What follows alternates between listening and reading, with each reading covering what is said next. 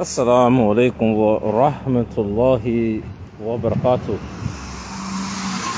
I want to start talking about cults and mental health. And one of the things I want to talk about, which is relevant in the neo-Salafi community or the Pseudos Salafi community, and I'm speaking about SalafiPubs and Germantown Masjid. I want to talk about some of the realities that befall children and women who grow up in cults.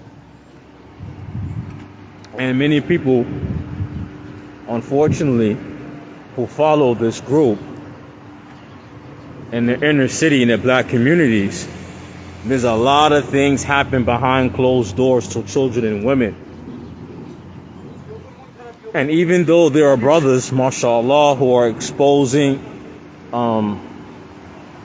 SalafiPubs and they satellite communities here in the US, like in Germantown Masjid, and we know of incidents that happen, such as the sister or the stepdaughter of Abdul Wali Nelson, who she alleged that the brother was raping her and molesting her for 2 years while he was studying in Medina, and them helping him get away.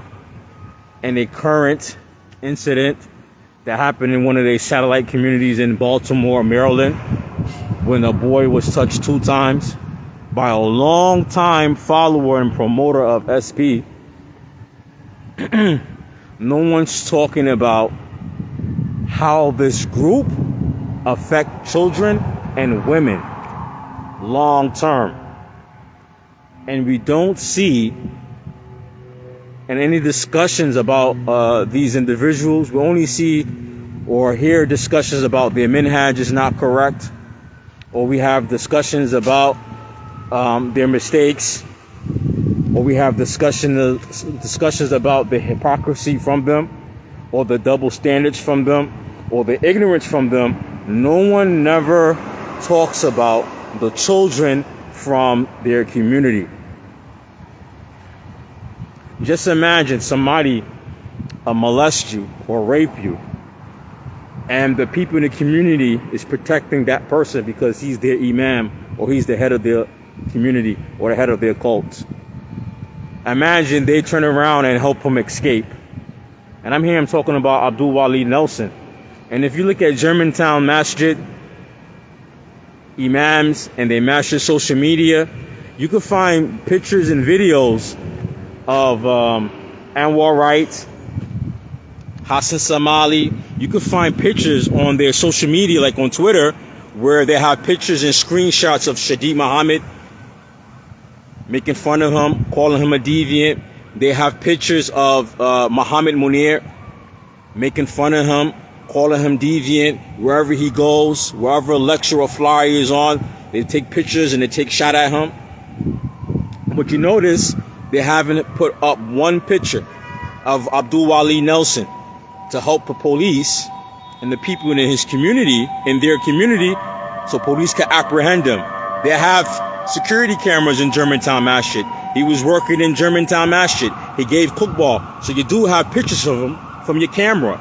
But nowhere on their social media did they ever attempt to apprehend him. Matter of fact, they aided and abetted with him escaping.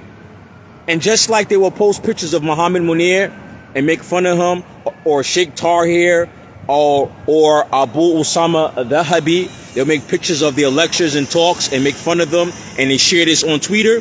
Why you guys didn't take a screenshot of Abdul Wali Nelson and plaster it everywhere so police can apprehend him? You see how criminals are? You guys are criminals. And then no one's talking about, and all the refutations against SalafiPubs, these neo-Salafis from Germantown Masjid, no one's talking about what is the long-term effect of this type of abuse, physical abuse, spirituality abuse, and neglect in the community What is the long-term effect of this on the Muslim children and females? See, they don't talk about all those sisters from Philly who apostate from Islam. They don't talk about the mental health that their children go through due to their belief system, due to the rhetoric and the dogma of their cult and the brainwashing of the cult. You don't talk about the mental health. They don't want to talk about how it makes their children or their women want to commit suicide. And then think about, on top of that, with the recent event of that child, that boy who was molested, touched twice in their masjid, no one talks about how that child feels like going back to that same masjid again. No one talks about that child having some Islamic psychotherapy. None of these guys, they talk about this stuff. None of them talk about what is the long-term effect mentally and physically with the Muslim children and women who go or come up through this cult, this Hispi group. I'm going to call it what it is. You guys are a cult. No one talks about what their children and women go through. No one talks about the long-term effect of being part of the occult. And these, they believe, because they are a religious group, they claim to be Salafi, and everybody's off except them.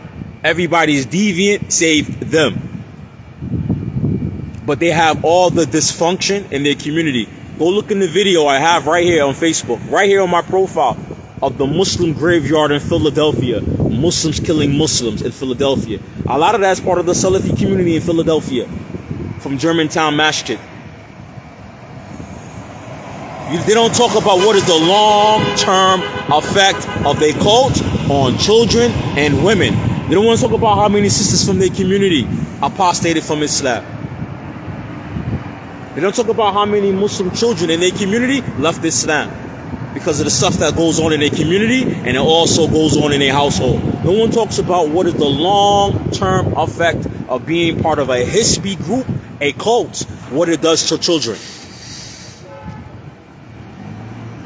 No one wants to talk about that. What it does to females. What it does to women who are not protected in the community. And as you look into Baltimore, I always share this letter from that Baltimore masjid where the boy got touched 2 times, was molested by a long-term member, Abu Musa Window. Long-term follower of SalafiPubs. Long-term, since early 2000. I know who this brother is. No one talks about how many other children been victimized by him. No one talks about what these children go through. You know, children who've been molested and abused and been molested, they have a lot of psychological issues they go through. No one wants to talk about in their community psychotherapy. Then they wonder why in their community that the children and females are committing suicide, while their kids apostate from Islam and they're in gangs and get shot up and get killed or sell drugs or on drugs.